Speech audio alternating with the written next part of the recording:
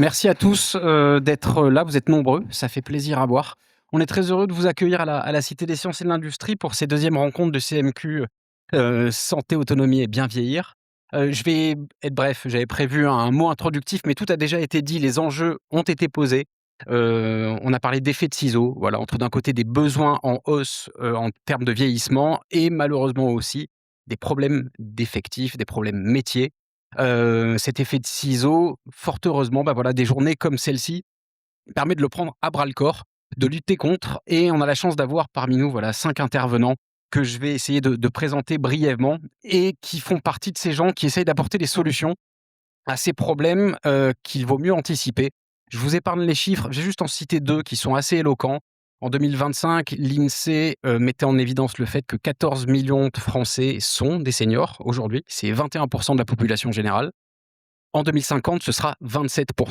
Voilà, donc il va falloir prendre ce problème à bras le corps. On a expliqué que de l'autre côté, en plus, on a des effectifs de diplômés qui sont en baisse, donc il faut aussi travailler sur l'attractivité de ces métiers. Tous ces sujets, on va les aborder au cours de nos 2 tables rondes. La première, justement, a trait à l'évolution des métiers et des formations, et dans un second temps, on s'intéressera aux innovations pédagogiques qui peuvent être mises en œuvre pour essayer justement de travailler sur cette attractivité pour répondre à ces besoins grandissants. Je vais maintenant être bref. Marie, je vous présente quand même une deuxième fois, si vous le permettez. Ah bah oui, c'est important. Vous savez, la pédagogie, c'est l'art de la répétition. Ah merci. Alors là, c'est Voilà, la consécration quand on répète mes c'est vrai. phrases, merci. Mais je vous cite souvent, vous savez. Marie, vous êtes donc chef de service de gériatrie à l'hôpital Henri Mondor, professeur des universités et chercheuse aussi. On aura l'occasion d'y revenir.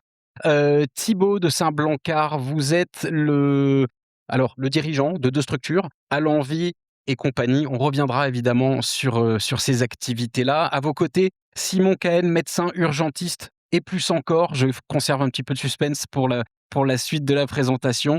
Juste à votre droite, Charles Bleuzet, merci beaucoup. Avec vous, on va parler un petit peu IA et numérique. Il y a des choses assez passionnantes que vous allez nous raconter. Et encore à votre droite, Vanessa. Alors, tous les deux, en préparant tout ça, on s'est rendu compte qu'on était assez éloignés du numérique et de l'IA. On a les mains dans le cambouis, j'allais dire. On soulève le capot de la machine humaine notamment. Et on va beaucoup parler de tout ça. Alors, si vous le permettez, je vais un tout petit peu bouleverser l'ordre de passage qui était prédéfini puisque Thibaut, ici présent, est assez pressé et il doit nous quitter malheureusement à 15 heures. Thibaut, on va commencer ensemble, si vous le permettez. Je le disais à l'instant, vous êtes le dirigeant de 2 structures qui s'appellent À l'Envie et compagnie. Peut-être commençons par là. Est-ce que vous pouvez nous en dire un tout petit peu plus sur ces structures? Oui, avec plaisir et bonjour à toutes et à tous. Je suis ravi d'être là et merci beaucoup de m'avoir, invité. Et donc effectivement, j'ai cofondé avec plusieurs personnes, hein, je ne suis pas tout seul, 2 structures qui s'appellent À l'Envie et compagnie. Alors déjà, on a commencé par créer À l'Envie, qui est une structure d'aide à domicile en 2018, donc on travaille avec des auxiliaires de vie qui accompagnent des personnes âgées, qui sont en perte d'autonomie et avec un mode d'organisation assez particulière que je vais vous partager juste après. Et ensuite, on a créé des maisons partagées qui sont des colocations, pour des personnes qui ont de la maladie d'Alzheimer et qui habitent ensemble. Voilà, on a plusieurs maisons en région parisienne. Donc ça, c'est la partie où on fait et ensuite on a une partie où on accompagne qui s'appelle compagnie. Voilà, on a créé un organisme de formation et on accompagne un certain nombre d'établissements et de structures médico-sociales depuis plusieurs années. Alors, Et pardon. je vous en prie, terminez, Non, non, terminez. allez, c'est bon, c'est bon. Non, quand on préparait votre intervention, je vous ai soumis le thème de cette table ronde sur l'évolution des métiers. L'innovation en matière de métier, le premier truc qui vous est venu à l'esprit, c'est organisation du travail. Est-ce que vous pourriez nous en dire davantage de votre point de vue? En plus, vous êtes dirigeant de structure qui emploie beaucoup de gens du secteur. Oui, effectivement, c'est assez paradoxal parce que, on est dans un secteur qui est assez récent, hein, finalement, les métiers de l'aide et du soin, il y a 60 ans, ils n'existaient pas trop, ils existaient pas comme ça et c'est des métiers qui sont très terrain et très paradoxalement, en fait, on a créé des organisations et des structures, qu'elles soient à domicile ou en établissement, qui sont assez pyramidales, où on va être très prescriptif de dire: «Voilà, bah, vous êtes auxiliaire de vie, vous allez chez un tel, vous faites ci, vous faites ça. Si vous avez un problème, vous m'appelez» et il n'y a pas forcément ce pouvoir d'agir qui est laissé, aux personnes qui interviennent sur le terrain. Et ça, c'est vrai que ce qui nous a interpellés, parce que nous, on venait pas du secteur quand on est arrivé il y a une dizaine d'années, c'est que, en fait, de fait, quand on est auxiliaire de vie, et ça, pour les personnes qui le sont ici, ça va vous parler encore mieux que moi, mais ce sont les personnes qui sont sur le terrain, qui savent ce qu'il faut faire, qui connaissent leurs bénéficiaires et qui connaissent leur métier. Et du coup, voilà, ça nous a un peu interpellés, et c'est comme ça, en fait, on s'est inspiré d'une initiative, qui existe en Hollande et qui s'appelle Boardzorg, je ne sais pas si vous connaissez, pour certains, qui consiste en fait à créer ce qu'on appelle des équipes autonomes, c'est-à-dire là, nous, c'est ce qu'on a fait du coup chez Allenvie, où on a créé, donc là, nous, on intervient à Paris et en région parisienne. On a créé des petites équipes qui font entre 8 et 10 auxiliaires, et quand vous êtes auxiliaire, de vie, chez Allenvie, et ben, vous avez, une grande partie de votre temps de travail qui est dédiée à l'accompagnement évidemment, de vos bénéficiaires, et ensuite vous avez une partie de votre temps de travail qui est dédiée à la vie de votre équipe. Donc c'est-à-dire que vous allez, participer au recrutement, vous allez, faire vos plannings, vous allez aller voir, vos partenaires, vos prescripteurs, vous allez vous réunir, vous allez vous former. Et ça, on le fait pas par dogmatisme, mais on le fait parce que, typiquement sur la question des plannings, parce que nous, ça nous a paru plus pertinent que, encore une fois, enfin, je prends un exemple très précis. On accompagne une personne qui fait une chute, qui part à l'hôpital, qui reste 2 mois à l'hôpital et qu'il faut réintégrer dans les plannings par la suite. Eh bien, une équipe d'auxiliaires de vie qui connaît cette personne, qui l'a accompagnée pendant, pas mal de temps, est plus à même, et pour nous, est plus à même de décider comment est-ce qu'on va réintégrer cette personne dans l'accompagnement de l'équipe.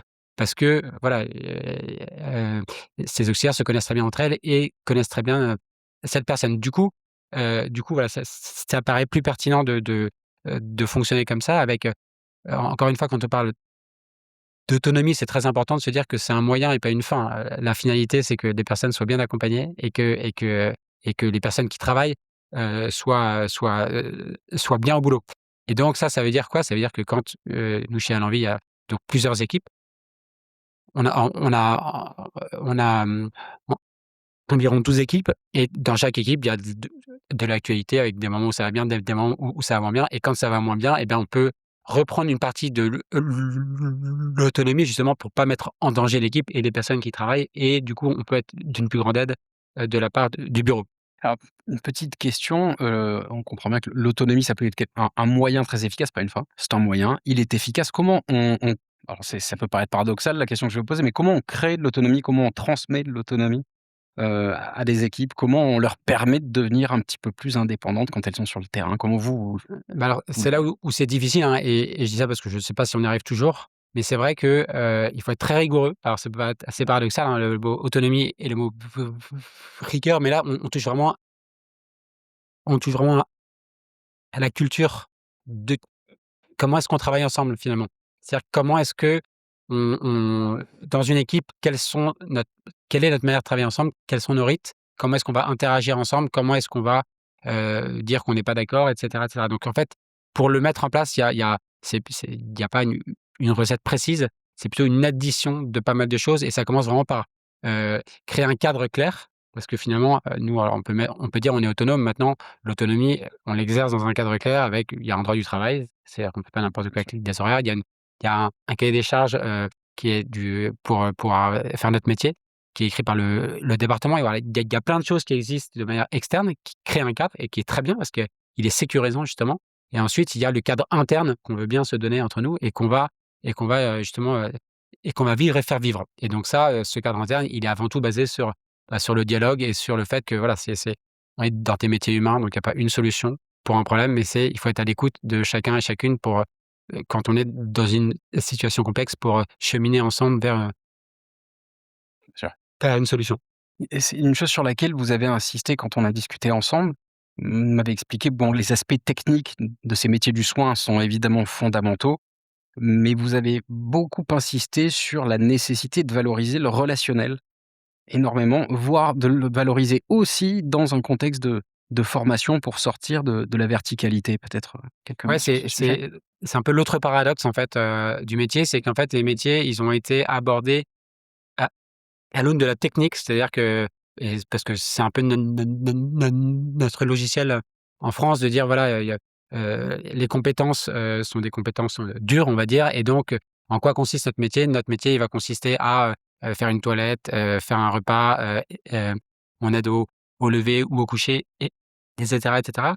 On a un peu taylorisé, en quelque sorte, le métier, là où évidemment, on fait plein de gestes techniques, évidemment, il faut savoir les faire. Évidemment, il faut les apprendre pour être en sécurité, pour se préserver soi et pour évidemment bien accompagner la personne aidée.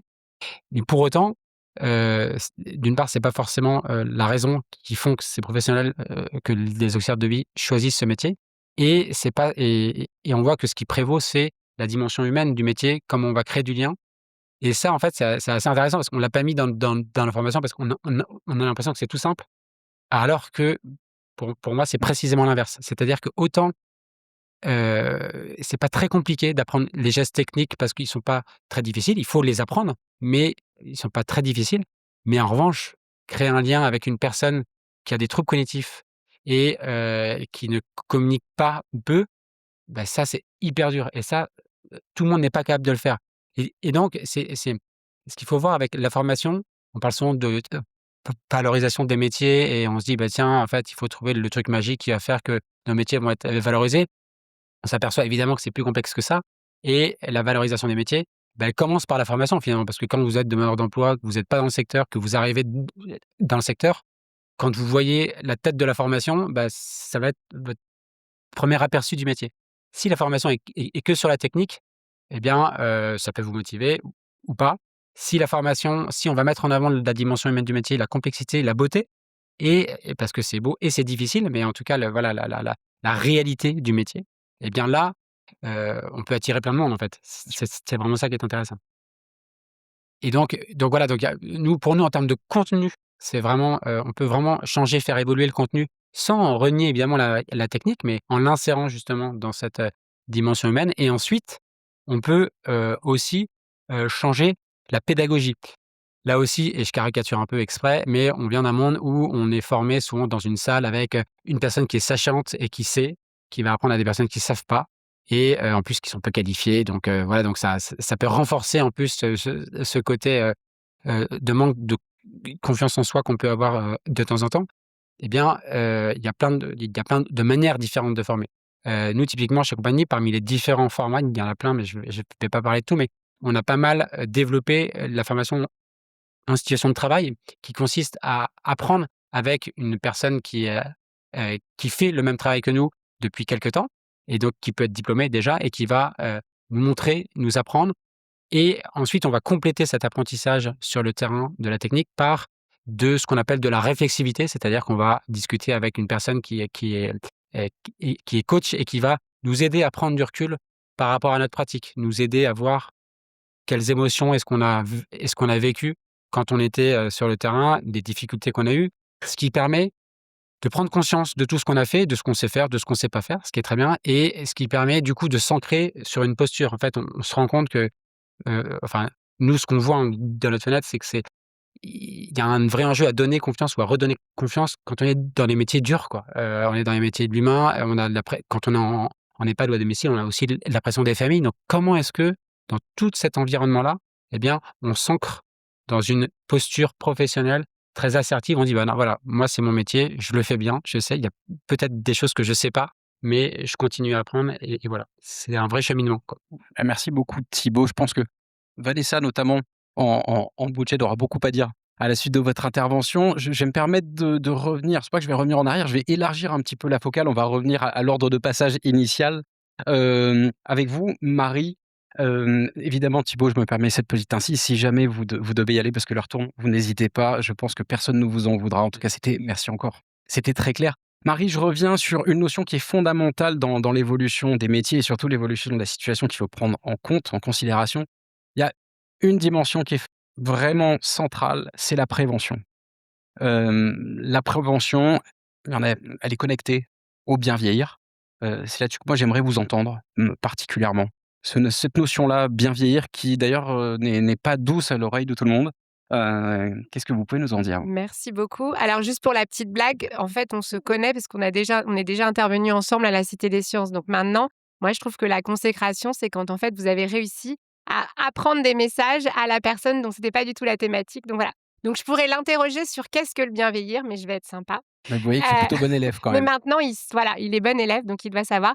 Donc je pense que ce qui est important à savoir, c'est que le bien vieillir, finalement, il y a pas une façon de bien vieillir et je pense que c'est vraiment important. C'est-à-dire qu'on peut avoir un problème de santé et bien vieillir. On peut ne enfin voilà, c'est vraiment même tout à l'heure quand j'ai entendu, on peut être une personne âgée et ne pas avoir de problème d'autonomie, ne pas être dépendante. Donc ça, c'est vraiment, je pense extrêmement important. Bien vieillir, si on prend le terme qui est pris notamment par l'Organisation mondiale de la santé, c'est être capable de continuer à faire ce qu'on a envie quand on vieillit. Donc ça veut dire que chacun ici dans cette salle, comme j'ai entendu parler tout à l'heure du périph', moi je suis venue en vélo, heu voilà, donc comme ça, donc c'est très bien. Pourquoi? Pour faire le lien avec le mot prévention et l'activité physique. Donc ce que je veux dire, c'est que chacun bien vieillir, c'est chacun être capable de continuer à faire ce qu'on a envie et donc quand on est professionnel et qu'on intervient auprès de gens, de personnes qui sont vieillissantes et ben c'est ça. C'est-à-dire que c'est essayer de comprendre et c'est un peu ce que vous avez dit,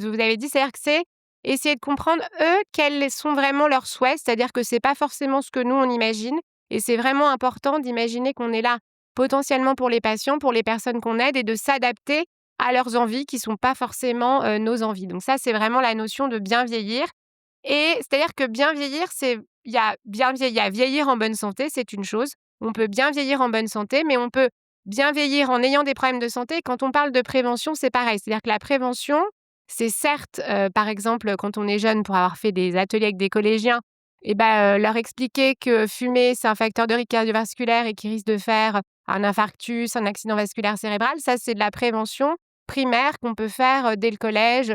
Pareil, pour tout ce qui est, prendre en charge, des facteurs comme par exemple l'hypertension, le diabète et cetera. Ça, c'est de la prévention chez des personnes qui sont en bonne santé.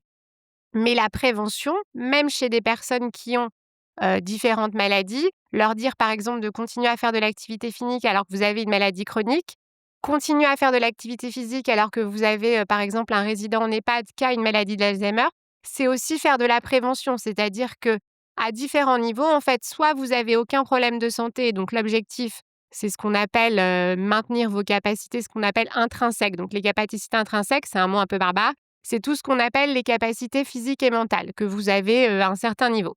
Et après, il y a ce qu'on appelle les capacités fonctionnelles qui sont ce que vous arrivez à faire avec vos capacités. C'est-à-dire que si vous habitez dans un endroit où, bah, vous êtes fatigué, vous devez par exemple marcher avec un déambulateur et que, vous devez aller à la pharmacie qui est à 300 mètres. Si vous avez un banc ou quelque chose où vous allez pouvoir faire une pause avant d'aller à la pharmacie, bah, finalement, vous allez pouvoir maintenir votre activité d'aller à la pharmacie. Si vous êtes dans un endroit où, en fait, pour réussir à aller à la pharmacie, il faut, enjamber, 4 barrières, qu'il y a pas de banc, qu'il y a des trous partout, que c'est pas, éclairé et cetera, beh, forcément, vous allez pas avoir, les mêmes, capacités. Donc la prévention, dans les choses, qui sont extrêmement importantes et qu'on peut tous faire à notre niveau, quel que soit l'âge, c'est-à-dire que quel que soit votre âge dans cette salle, vous êtes concerné par la prévention, que ce soit en termes d'activité physique, que ce soit, en termes, nutritionnels. Ce qui est important, si on parle après, personnes âgées, c'est grosso modo la bonne nouvelle, le côté positif quand on est médecin comme moi spécialisé chez les gens âgés, c'est que plus on vieillit, moins on est restrictif clairement en termes d'alimentation et je pense que ça, c'est important. Autant nous, plus on est jeune, plus on nous dit qu'il faut faire attention bien sûr à ce qu'on mange, limiter tout ce qui est, gras, sucré et cetera, pour limiter les maladies cardiovasculaires. Mais par contre, plus on vieillit, plus le risque en fait, c'est ce qu'on appelle la dénutrition. C'est-à-dire que finalement, on mange pas suffisamment de protéines et est-ce que vous vous souvenez ce que ça entraîne? Là, c'est une question piège parce que je l'ai préparée. Quand on mange moins de protéines, en fait, ça fait diminuer la capacité musculaire. Et quand vous faites diminuer la capacité musculaire, c'est notamment les muscles que vous avez au niveau des quadriceps, au niveau des cuisses. Et qu'est-ce que ça entraîne quand on n'a plus de muscles, quand on est âgé? Des chutes. Merci. Oui, parce que voilà, je peux pas m'empêcher, moi, de vous faire un peu interagir parce que sinon, c'est Mais pour j'avais la éviter que vous réponse, hein, si dormiez. je peux me permettre, hein, je le savais, hein. Je cherchais juste le mot Voilà, technique de la fonte musculaire. Je me disais: «J'ai envie de l'étonner, j'ai envie de l'épater, voilà. j'arrive pas, ça revient Donc pas». pour Bon bah, parce que excusez-moi. probablement on fera une troisième fois ensemble, donc c'est la sarcopénie, un mot barbare. Voilà, J'avais la prochaine sarcophage en tête, fois, ça va, j'étais pas loin. c'est presque ça. C'est avant d'entrer dans le sarcophage, il faut lutter contre la sarcopénie. Voilà, donc si on parle prévention, par exemple chez des gens qui seraient en perte d'autonomie, avec des pertes de mémoire et cetera, lutter contre les chutes, clairement les chutes, vous avez une idée du nombre de chutes, en France par an? Alors moi forcément j'ai révisé, hein. En fait, il y a 100 000 chutes par an, donc c'est, voilà, enfin 100 000, et il y a 10 000 hospitalisations, liées finalement à des chutes.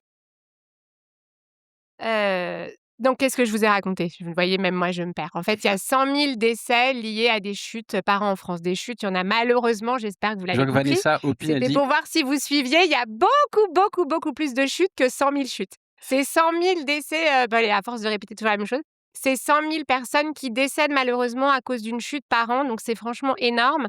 Et si on prend en compte tous ceux qui font des chutes entre guillemets «graves», comme par exemple se casser, ce qu'on appelle le col du fémur, c'est-à-dire, l'os qui se trouve, au niveau de la hanche, c'est des hospitalisations qui malheureusement conduisent là aussi à beaucoup de décès, des problèmes d'autonomie, et cetera. Donc c'est pour ça d'ailleurs qu'il y a tout un plan autour de la chute en termes de prévention. J'ai déjà dit beaucoup de choses. En plus, je me suis trompée dans les chiffres. non, non, mais c'est déjà Voilà. très bien. Est-ce que vous identifiez d'autres outils de prévention qui pourraient, D'autres outils de prévention? Alors, c'est une bonne question. alimenter le Pour la débat? salle, là, est-ce que vous avez d'autres idées de prévention? D'outils de prévention? Il y a quelque chose dont on parle pas assez et pourtant il y a clairement de la littérature scientifique sur le sujet, c'est tout ce qui est lien social.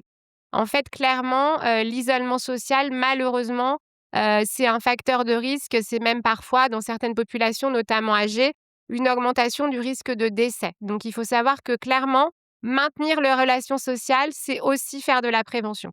Et par exemple, quand on prend l'exemple des aidants, chez des personnes qui ont, par exemple, des maladies d'Alzheimer, faire finalement des activités physiques entre la personne malade, l'aidant, et ça peut se faire par exemple autour d'une promenade, des choses comme ça. C'est à la fois faire de l'activité physique puisque je vous ai dit que c'était bon, et c'est à la fois conserver, un lien social, c'est indispensable.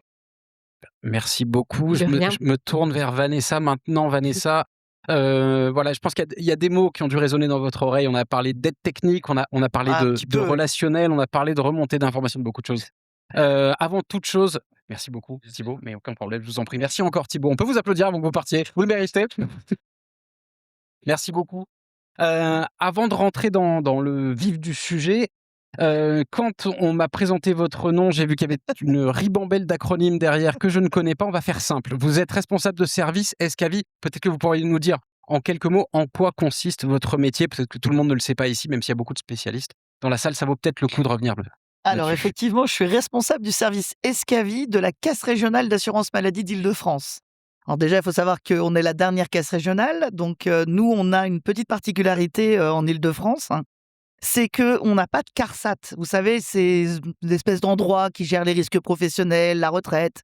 À Paris et en Île-de-France, on a d'un côté la direction des risques professionnels qui gère tout ce qui est accident de travail, maladie pro, cotisation et tout ça. Et puis de l'autre côté, on a la Caisse nationale d'assurance vieillesse qui gère la retraite. Moi, je travaille à la CRAMIF dans le département de l'action sanitaire, sociale, de l'autonomie et du handicap, DASH. Regarde, Vous les avez dit acronymes, on beaucoup adore en France. d'acronymes, hein. C'est la Faut fête suivre, de hein. l'acronyme. On adore. Escavi, c'est quoi? On va faire ça simple. En fait, c'est le centre ressources sur le handicap, l'autonomie et l'indépendance. C'est une équipe composée d'ergothérapeutes, d'ergonomes et de médecins de rééducation et de réadaptation. Les personnes qui y viennent, c'est aussi bien des patients, leurs proches, des pros, des futurs pros. On va dire que le cœur de notre métier, c'est les solutions de compensation du handicap ou de la perte d'autonomie ou d'indépendance. Alors, je fais une énorme différence entre l'autonomie et la dépendance parce que on a aujourd'hui très, très, très souvent envie de parler d'autonomie à toutes les sauces. C'est un peu comme l'éthique, vous savez, les vêtements éthiques, le café éthique. L'éthique, c'est quelque chose de précis. Et ben, l'autonomie et l'indépendance sont deux choses différentes, complémentaires. L'autonomie, c'est la capacité de décider pour soi-même, de faire des choix pour sa vie, hein, d'accord? Je décide, par exemple, de m'habiller en rose ce matin. Voilà. L'indépendance, c'est la capacité à pouvoir s'habiller. C'est pas tout à fait la même chose. Alors, il y a une petite astuce là-dessus, c'est que quand on commence à dire que la personne n'est pas autonome, on se permet de penser à sa place. Et quand on commence à dire que la personne n'est pas autonome, on fait à sa place. Or, ne pas être autonome ne veut pas dire qu'on n'est pas indépendant, et être dépendant ne veut pas dire qu'on est autonome. Petit message subliminal qui rentrera dans les esprits, je Attention, l'espère. je vous interroge à la fin. Mais attention, faut processer l'information, hein, comme disent les Américains, c'est pas si simple. C'est pas si facile que ça. Pareil, être handicapé ou être en situation de handicap, c'est pas la même chose.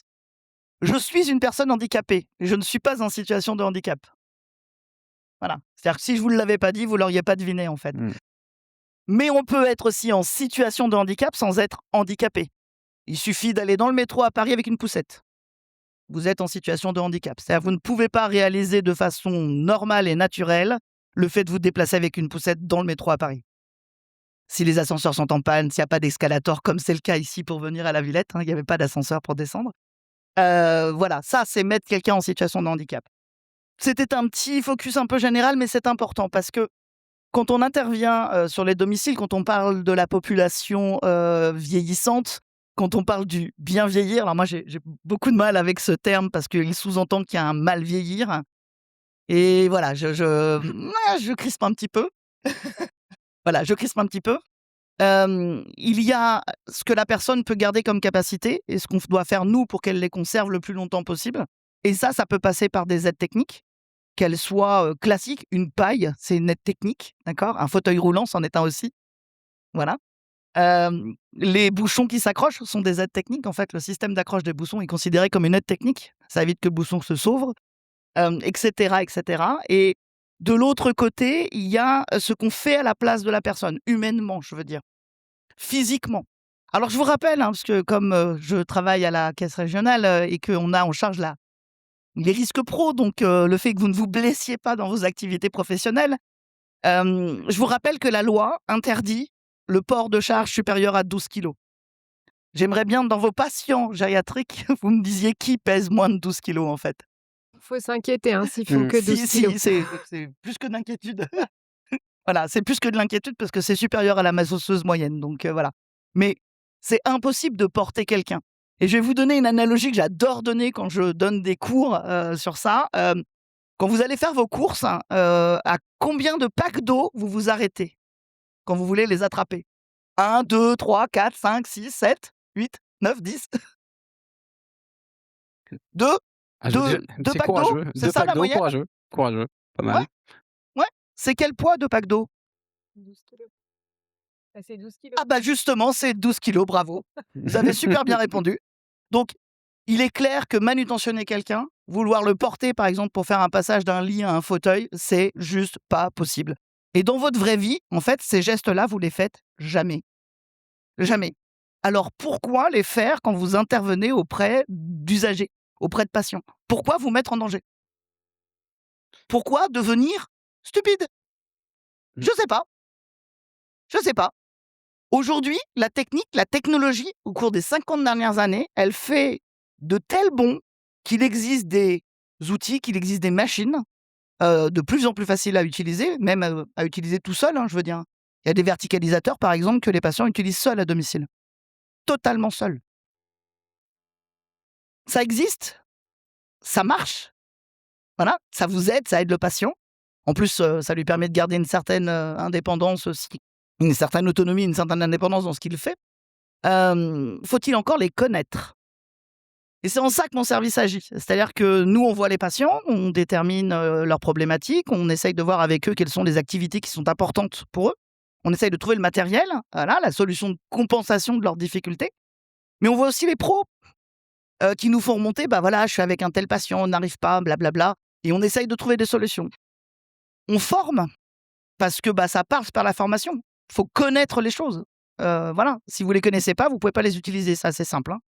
Vous trouverez gratuitement sur la page de la CRAMIF, sur on va dire la page Escavi de la CRAMIF, un guide des aides techniques dédiées à la mobilisation des personnes.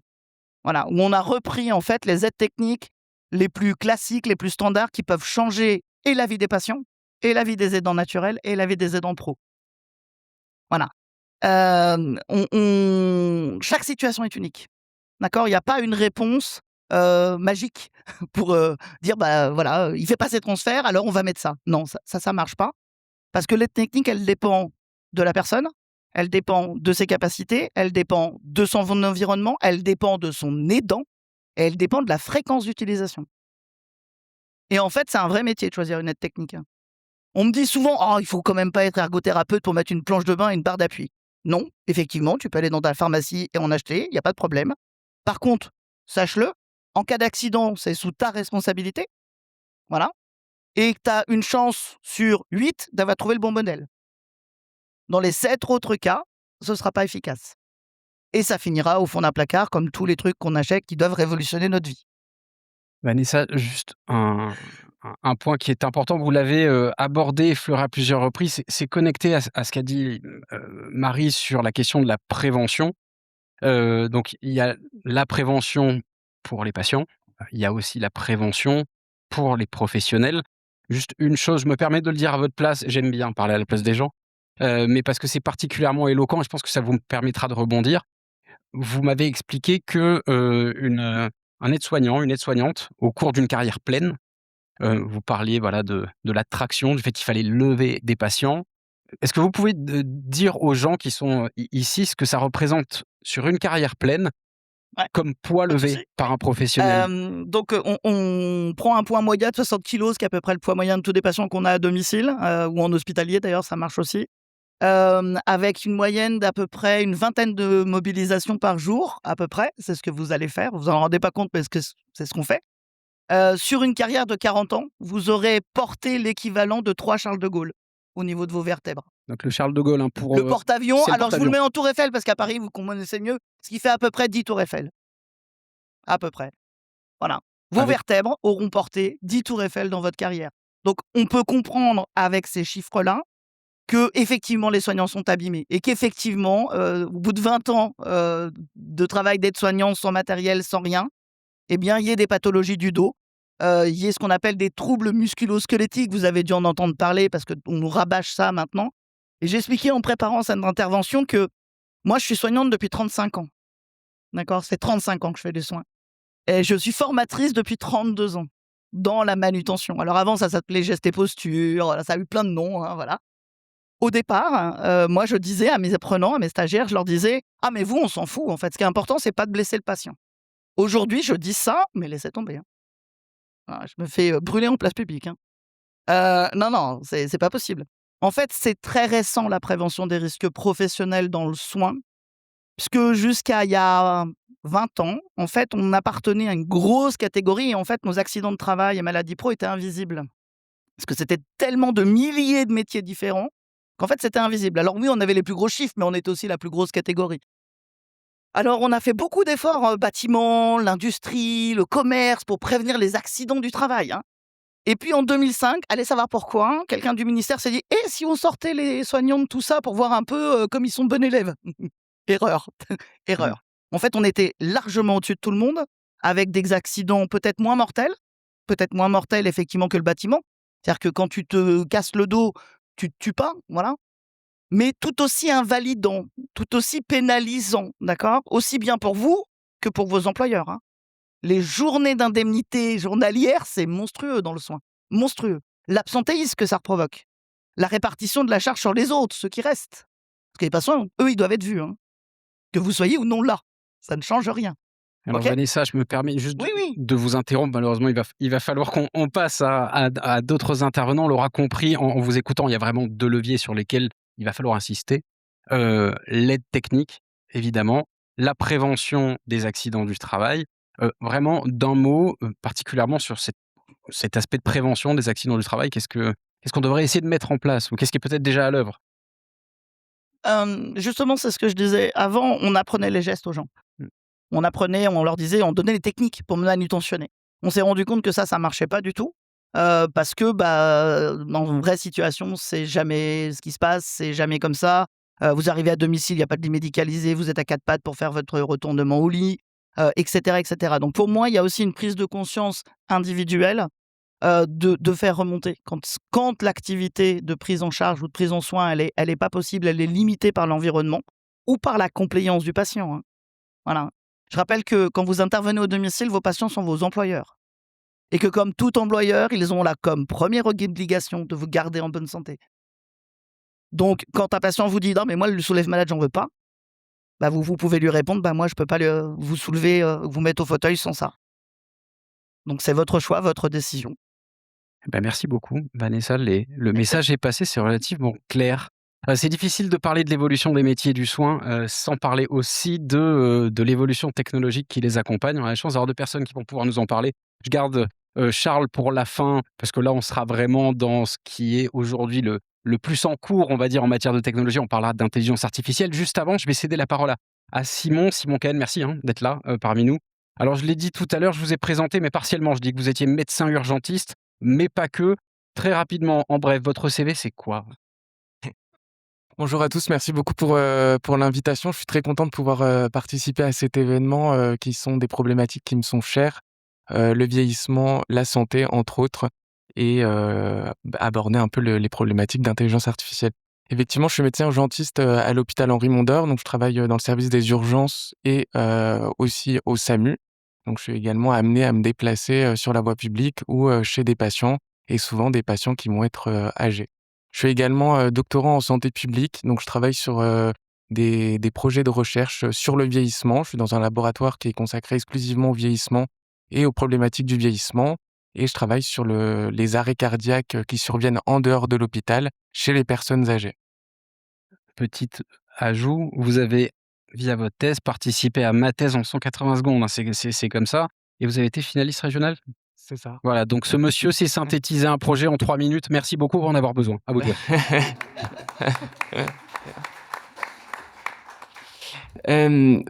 Tout d'abord, peut-être te parler du projet Hackathon, qui a été un projet qui a été d'abord designé par le campus des métiers, par l'UPEC, entre autres, que j'ai eu la chance de remporter avec mes collègues. Le principe de l'hackathon, c'est de travailler pendant 36 heures avec d'autres étudiants, des groupes d'étudiants, et de rendre des projets avec des impératifs au cours des 36 heures pour pouvoir aboutir à une présentation en 3 minutes sur l'innovation. Là, le sujet était intelligence artificielle et vieillissement.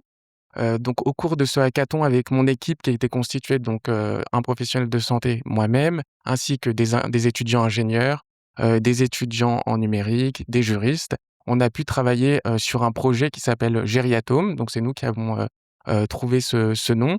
C'est un dispositif qui s'adresse aux patients âgés pour pouvoir qu'ils aient la possibilité de rester à leur domicile et justement d'alléger leurs aidants et également les professionnels de santé qui viennent les aider au domicile.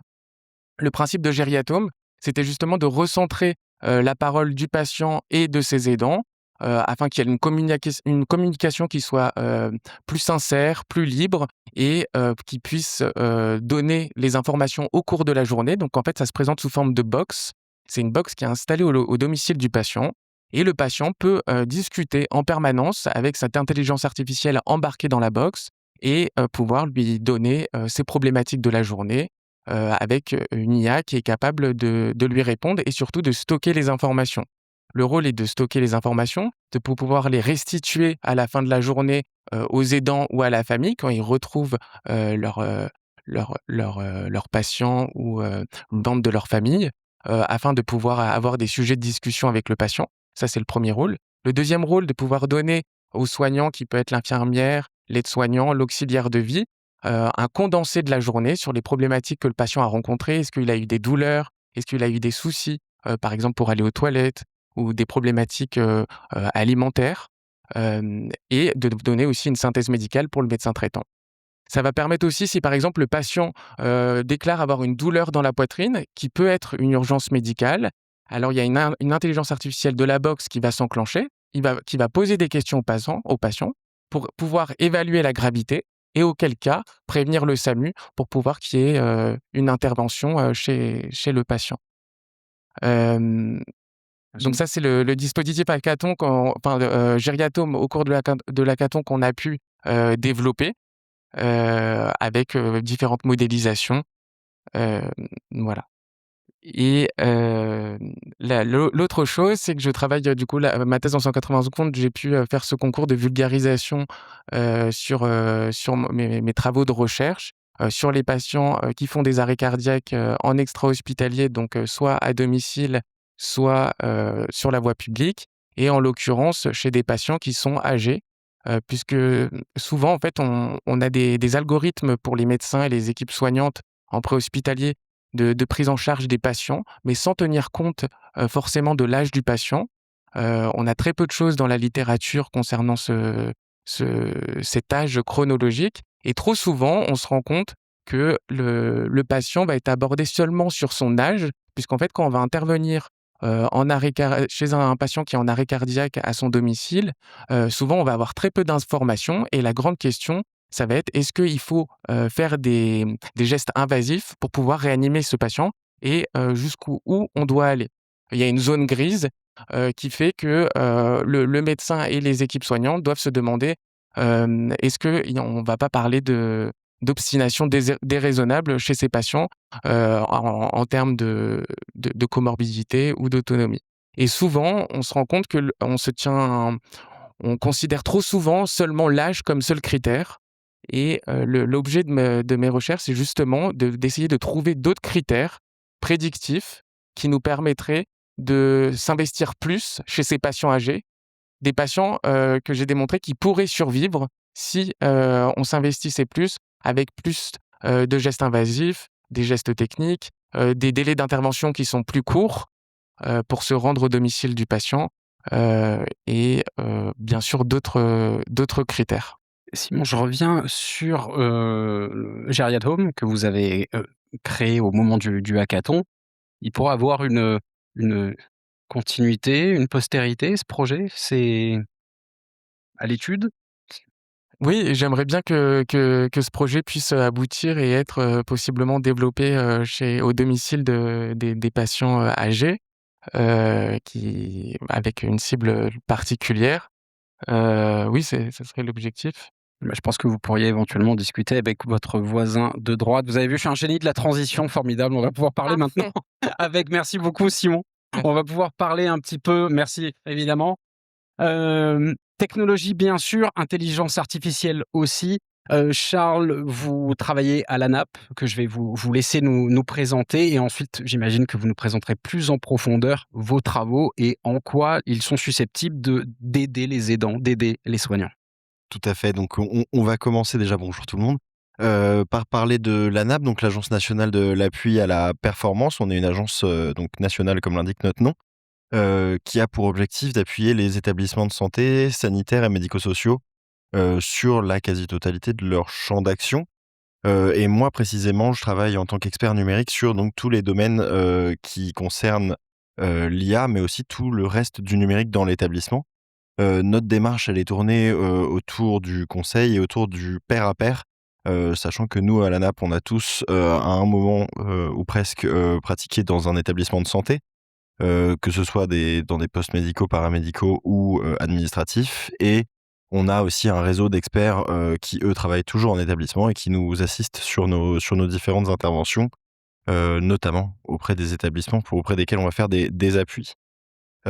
Sur le sujet de l'intelligence artificielle, on a un observatoire des usages de l'IA en santé, dans lequel on recueille des solutions qui ont un usage en routine dans des établissements.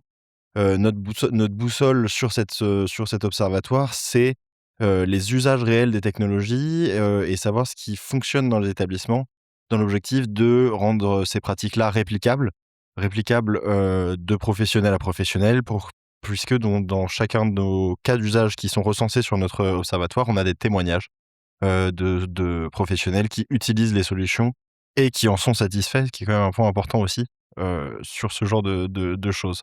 On recueille aussi les bonnes pratiques d'organisation, les bonnes pratiques de formation et les bonnes pratiques managériales qu'on essaye aussi de diffuser auprès des établissements parce que vous allez le voir un peu après dans cette présentation et dans cette table ronde, j'imagine. Le sujet du management de l'innovation est important dans le déploiement de l'IA.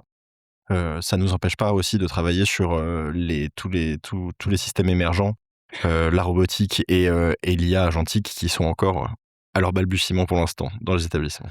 Alors, toutes ces choses-là que vous mettez en place, elles sont au stade de l'expérimentation pure ou on est déjà à un stade plus avancé d'utilisation de ces outils? Non, bah, quand on parle d'intelligence artificielle en EHPAD, en établissements médico-sociaux, même en établissements sanitaires ou même dans l'aide à domicile, on a encore beaucoup de fantasmes sur l'utilisation de robots extrêmement poussés, sur toutes ces choses-là.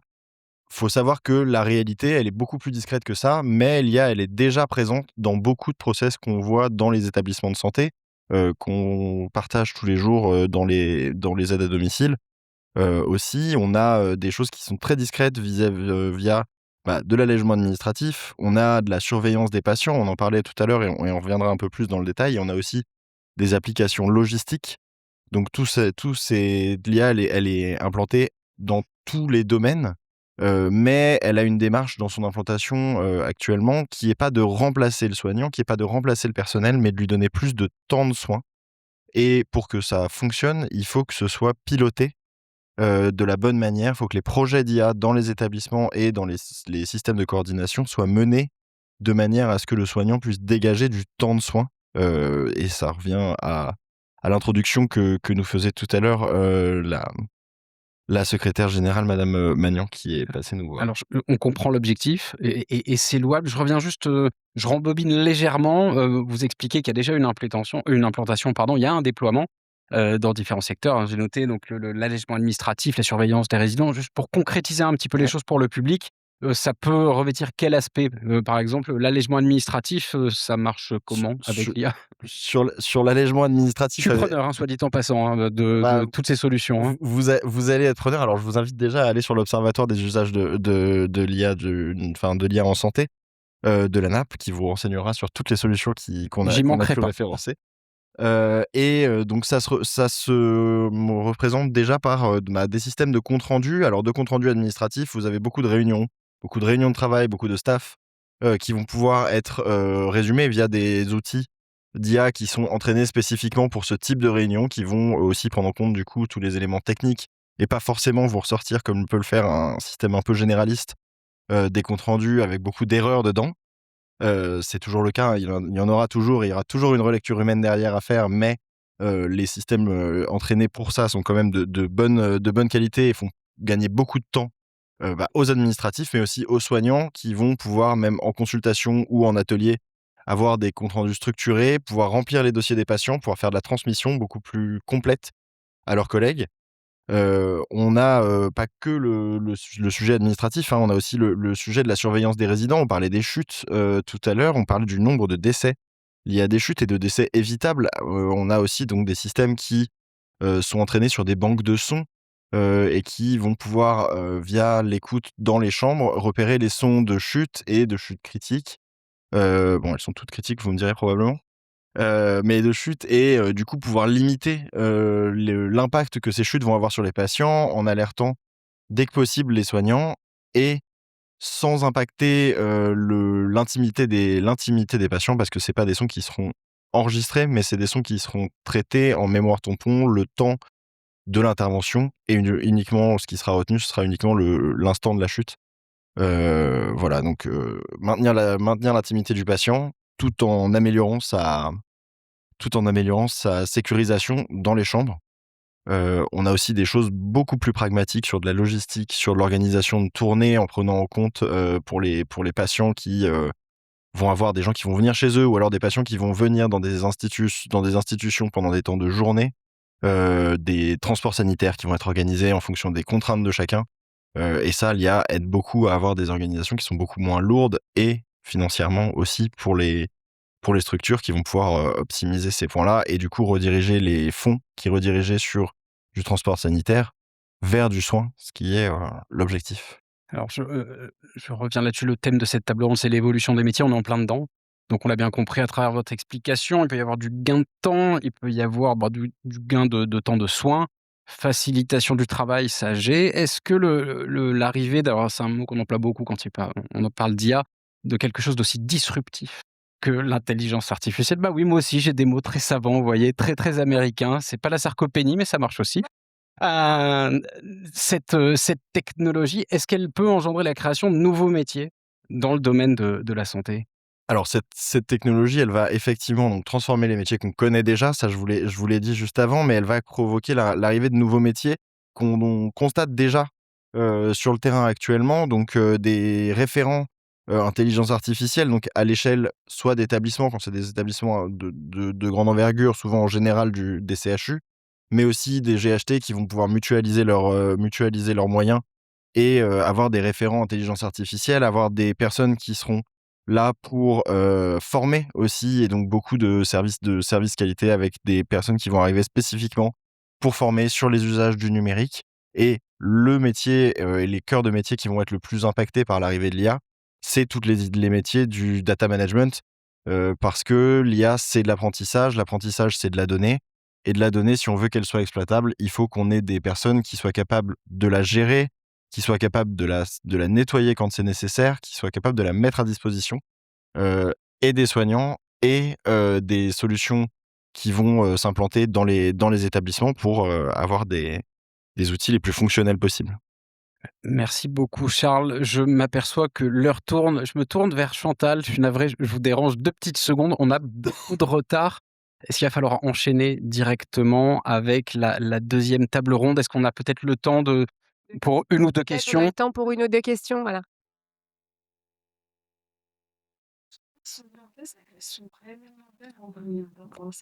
Tout à fait. La question de la protection justement des données, comment elle est gérée? Puisque, moi, à ce stade, je connais ChatGPT ou Claude. Mais quelles sont les autres solutions et comment, c'est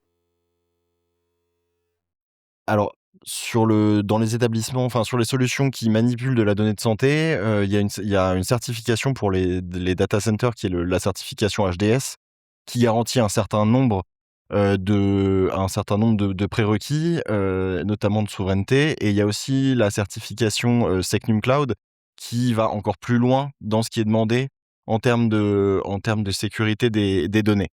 De plus, de toute façon, ce qu'on conseille aussi, nous, à l'ANAP, c'est quand on déploie quelque chose dans un établissement, essayer d'avoir des chartes qui sont opposables pour que le personnel puisse aussi faire attention à ce qu'il fait de la donnée, parce que c'est beaucoup dans le shadow IA, donc dans l'utilisation à domicile de sa propre IA, qu'on retrouve les plus grosses fuites de données, avec des dossiers qui vont directement sur ChatGPT, Claude et autres IA publiques, qui sont pas des pratiques qui sont forcément recommandées, voire même qui sont formellement interdites.